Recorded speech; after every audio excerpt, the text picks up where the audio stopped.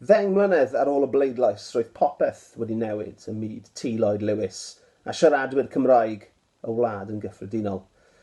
Lle bu balchder ag urddas gynt rhaid oedd cuddio ei hunaniaeth heddiw. Diolch i rym y casineb am lygodd ei hun o ganlyniad i'r referendwm, cafodd y Cymry Cymraeg ei gwthio i herlyd yr ymylon dros y ddegawd ddiwethaf, i'r fath raddau fel nad oedd Cymdeithas Gymreig yn bodoli mwyach, ddim yn y ddinas dy beth.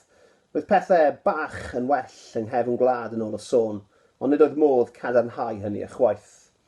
Byddwch yn clywed sion am bobl yn cwrdd yn danddearol i gynnal y fflam ac i ymgynnull mwyn gweddio, canu neu jyst i sgwrsio, ond yr unig arwydd ar yr wyneb o fodolaeth pobl o'r fath oedd y graffiti Cymreig diffiant a fyddai'n ymddangos dros nos o bryd i'w gilydd.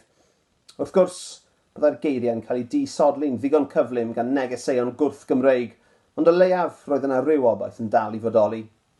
Ar ben hynny roedd chwedlau dinesig am gangiau yn llosgi tatŵs iaith y nefoedd oddi ar groen brodorion fyddai'n ddigon anlwcus i gael ei dal, a gobeithio ti yn arw na fyddai neb yn gweld y geiriau i'w hoff gan oedd wedi ei hysgythru mewn inc dros ei ysgwydd chwith ac yn estyn am y lamp losgi. Does dim angen merch i dorri dy galon di pan ti'n byw yng Nghymru.